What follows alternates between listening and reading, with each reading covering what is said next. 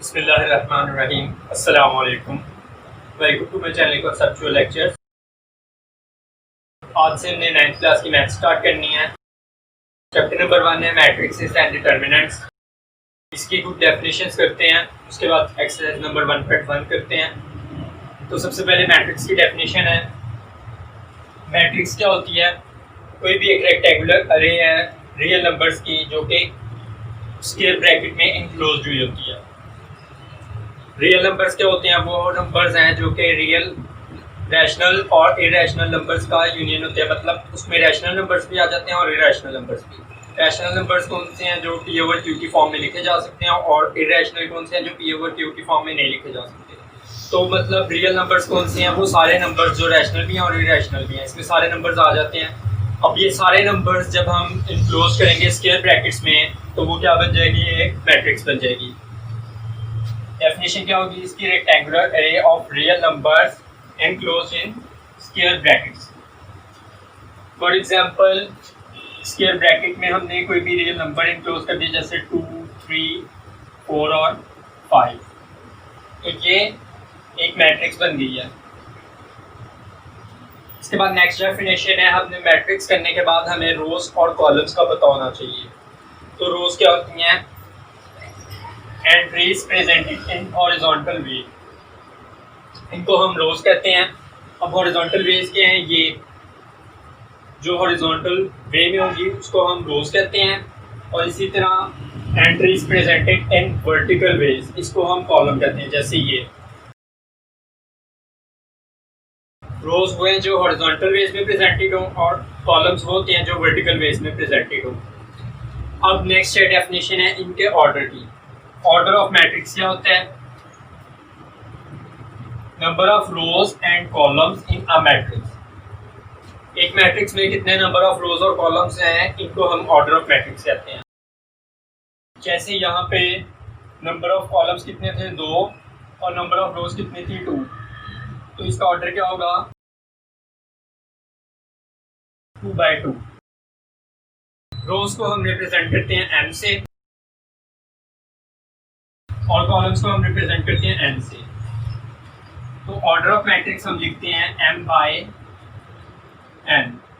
इस तरह हम ऑर्डर ऑफ मैट्रिक्स को रिप्रेजेंट करते हैं। अब जैसे ये मैट्रिक्स से इसका ऑर्डर हमने लिखना है, तो हम लिखेंगे 2/2। नेक्स्ट डेफिनेशन है इक्वल मैट्रिक्स की। कोई भी दो मैट्रिक्स ए और बी इक्वल तब होंगी जब दो कंडीशंस इनकी सेटिस्फाइड होंगी। अब वो दो कंडीशंस कौन सी हैं? फर्स्ट कंडीशन है कि ऑर्डर जो है ए का और ऑर्डर बी का दोनों सेम हो। Order of A is equal to order of B. Next definition है, नेक्स्ट कंडीशन है कि कोरिस्पॉन्डिंग एंट्रीज भी उनकी इक्वल हो। कोरिस्पॉन्डिंग एंट्रीज का क्या मतलब है कि फॉर एग्जांपल एक ये मैट्रिक्स है ए बी सी डी, और एक ये मैट्रिक्स है ई एफ जी एच। तो ये दोनों कब इक्वल होगी? जब इन दोनों का मैट्रिक्स का ऑर्डर इक्वल होगा। जैसे इसका ऑर्डर है 2/2, और इसी तरह इसका ऑर्डर है 2/2, और इसकी कोरिस्पॉन्डिंग एंट्रीज जैसे ए इसके इक्वल होगा ई के, A is equal to E, B is equal to F, C is equal to G, और D is equal to H. जब इस तरह एंट्रीज इक्वल हो जाएंगी तो ये दोनों मैट्रिक्सेस क्या बन जाएंगी? इक्वल मैट्रिक्सेस बन जाएंगी। अब चलते हैं एक्सरसाइज नंबर 1.1 की तरफ।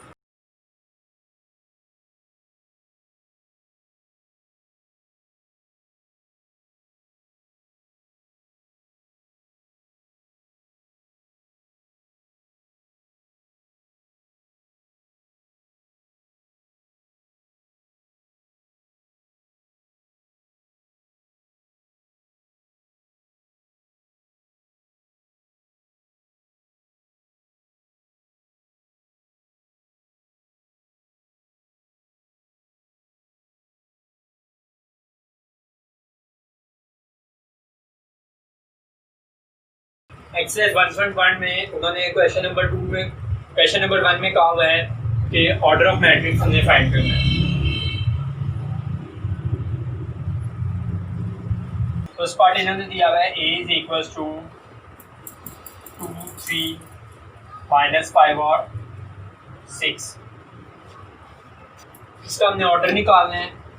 तो इसका ऑर्डर निकालने के लिए सबसे पहले हमें नंबर ऑफ रोज पता होना चाहिए, जिसको हम m से डिनोट करते हैं। नंबर ऑफ रोज कितने हैं, 1 2, और नंबर ऑफ कॉलम्स कितने हैं, 1 और 2। इसका ऑर्डर क्या हो जाएगा, 2/2। सेकेंड क्वेश्चन पे चलते हैं। b is equal to 2 0 3 5। इसमें m इक्वल है 2 के, नंबर ऑफ कॉलम्स किसके इक्वल है, 2 के। तो इसका भी ऑर्डर क्या होगा,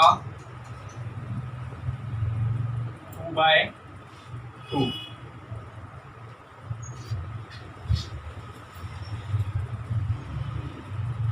third quarter c is equal to 2 4। इसमें m क्या है, number of rows 1, number of columns 2। तो इसका ऑर्डर क्या होगा, m/n इज इक्वल टू 1/2।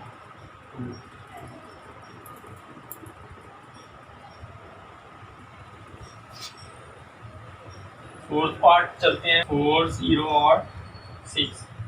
इसमें नंबर ऑफ रोज कितने हैं, 3, नंबर ऑफ कॉलम्स 1। इसका ऑर्डर किसके इक्वल होगा, 3/1। फिफ्थ है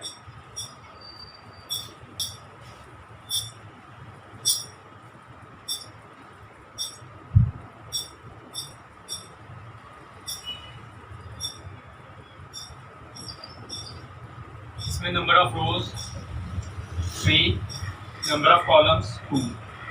इसका ऑर्डर होगा 3/2। नेक्स्ट है 6। अब इसमें एक ही एंट्री है, तो इसका नंबर ऑफ रोज भी 1, नंबर ऑफ कॉलम्स भी 1। ऑर्डर इसका होगा 1/1।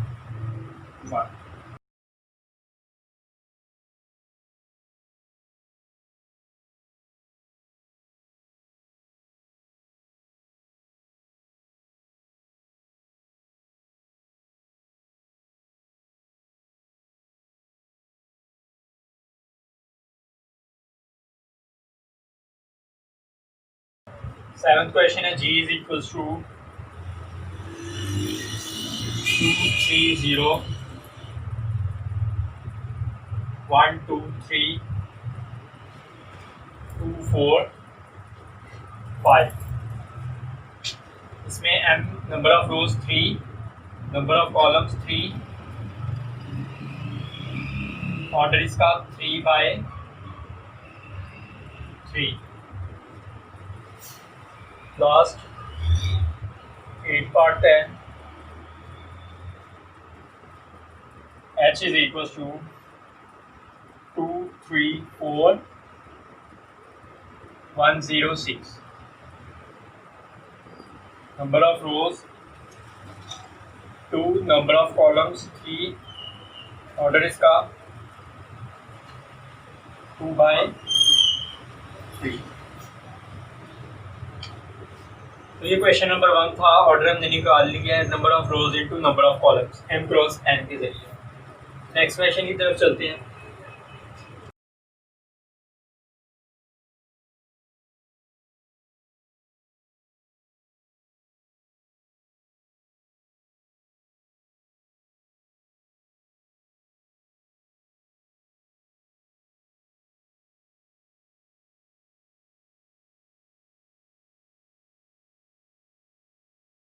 नेक्स्ट क्वेश्चन में हमने फाइंड करना है कि मैट्रिक्सेस इक्वल हैं या नहीं है। वो मैंने आपको डेफिनेशन करवाई है कि 2 कंडीशंस है जिसमें इक्वल होती हैं, एक तो ऑर्डर सेम और दूसरा कोरिस्पोंडिंग एंट्री सेम होनी चाहिए।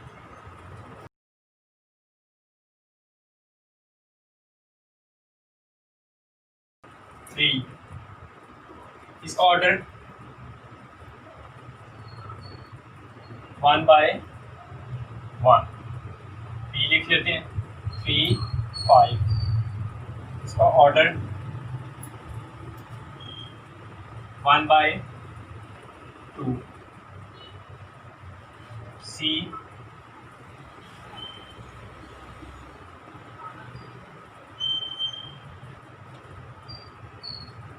इसका ऑर्डर भी 1/2। बी लिख लें 5 3।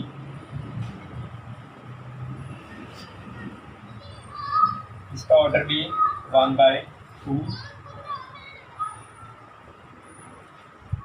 ई है 4 0 6 2। इसका ऑर्डर 2/2। एफ मैट्रिक्स है 2 6। इसका ऑर्डर 2/1।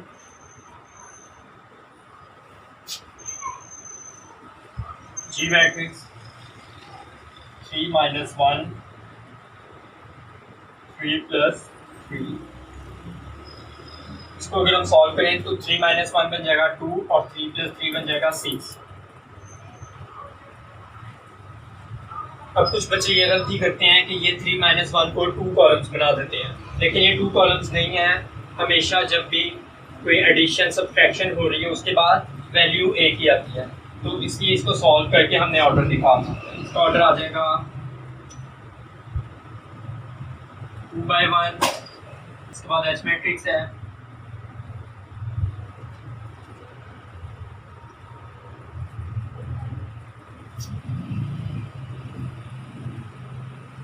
4 0 6 2। इसका भी ऑर्डर 2/2। इसके बाद आई मैट्रिक्स 3 3 + 2। इसको भी सॉल्व करेंगे 3 और 3 + 2 5। इसका ऑर्डर आ जाएगा 1/2। इसके बाद लास्ट है जे 2 + 2 2 - 2 2 + 4 2 + 0। इसको भी हम सॉल्व करेंगे 2 + 2 4 2 - 2 0 2 + 4 6 2 + 0 2। इसका ऑर्डर भी 2/2। तो ये इन्होंने जे तक मैट्रिक्सेस दिए हुए हैं। अब हमने देखना है कि कौन से इक्वल है। इक्वल के लिए हमने ऑर्डर देखेंगे, उसके बाद एंट्रीज देखेंगे। अब हम अगर देखें कि कौन किसके इक्वल है तो ए सबसे पहले ए की तरफ आते हैं। ए का ऑर्डर है 1/1, इसमें एंट्री है 3। अगर हम देखें 3 किसी में है और इसका ऑर्डर 1/1 है, ये सी में 5 - 2 था, इसको हम सॉल्व करना था हमने।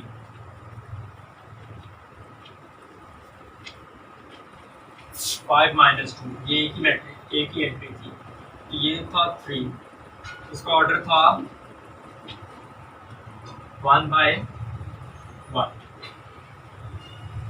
तो इसमें भी 5 - 2 3 और इसका भी ऑर्डर 1/1 और 1/1, तो एक इसके इक्वल हो जाएगा सी के।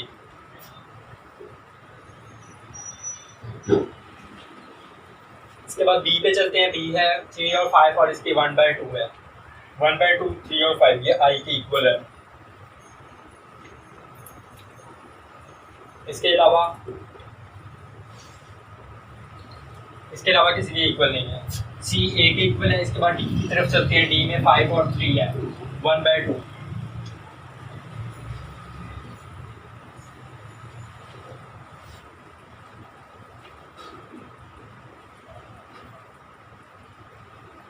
डी किसी के इक्वल नहीं है। ई की तरफ चलते हैं। ई का ऑर्डर है 2/2, एक ये भी 2/2 है और एक ये भी 2/2 है। तो ई किसके इक्वल हुआ? एच के और जे के।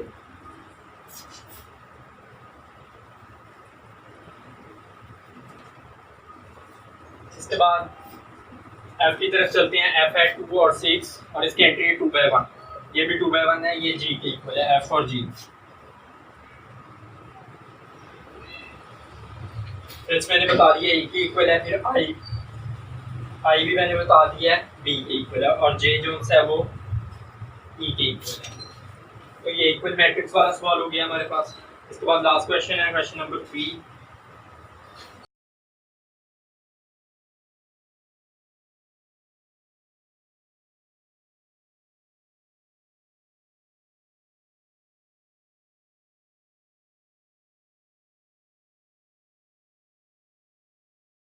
क्वेश्चन नंबर 3 में वो कह रहे हैं कि ए, बी, सी और डी की वैल्यू फाइंड करनी है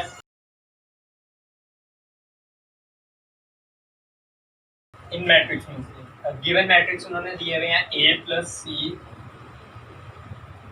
ए प्लस 2b, सी माइनस 1, 4d माइनस 6। ये मैट्रिक्स इक्वल है 0, -7, 3 और 2d के। ये दोनों मैट्रिक्स उन्होंने कहा है इक्वल है। इक्वल का मतलब हमने क्या पढ़ा था पिछले सवाल में कि कोरेस्पॉन्डिंग एंट्रीज भी इक्वल होती हैं। अब इस मैट्रिक्स के इक्वल होने की मदद से हमने ए, बी, सी और डी की वैल्यू फाइंड करनी है। तो अगर हम इसकी इक्वल होने की कंडीशन की मदद से अगर हम लिखें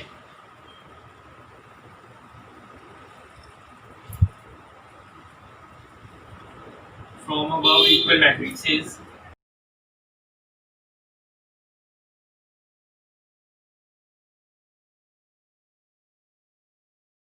we deduce a plus C, ये किसके इक्वल हो जाएगा 0 पे, क्योंकि हमने पढ़ा था कोरेस्पॉन्डिंग एंट्री 0 की इक्वल होती है। इसके बाद a plus 2b is equal to -7, c minus 1 is equal to 3 और 4d minus 6 is equal to 2d। इनको हमने इक्वेशंस बना दी ए, बी, सी, डी। अब हम इनको साइमल्टेनियसली सॉल्व करेंगे और ए, बी, सी, डी की वैल्यूज फाइंड कर लेंगे। सबसे पहले हम वो वाला इक्वेशन लेंगे जिसमें सिर्फ एक ही कांस्टेंट है। जैसे इक्वेशन नंबर सी है, इसमें सिर्फ एक ही कांस्टेंट है, तो हम ये लेंगे फ्रॉम इक्वेशन सी। सी क्या है? सी माइनस 1 इज इक्वल टू 3। यहाँ से सी की वैल्यू क्या आ जाएगी 3 प्लस 1। यहाँ पे -1 है, उधर जाके +1 हो जाएगा, तो ये बन जाएगा 4। सी की वैल्यू आ गई 4। अब वो वाली इक्वेशन उठानी है जिसमें सी की वैल्यू हो, क्योंकि हम सी की वैल्यू फाइंड कर चुके हैं। ये ए इक्वेशन उठा लेते हैं, इसमें सी की वैल्यू है। अब हम लिखेंगे from equation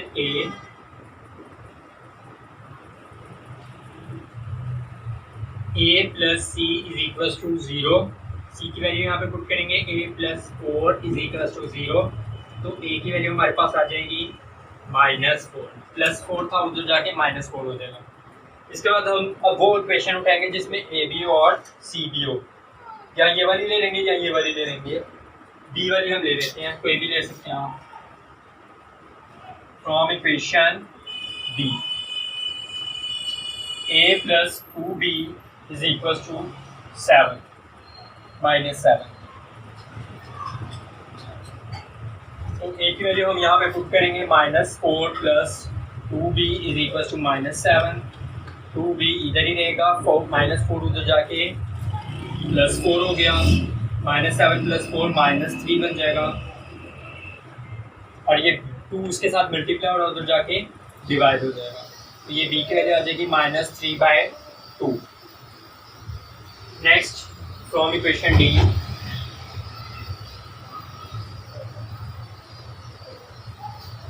(4d - 6 is equals to 2d).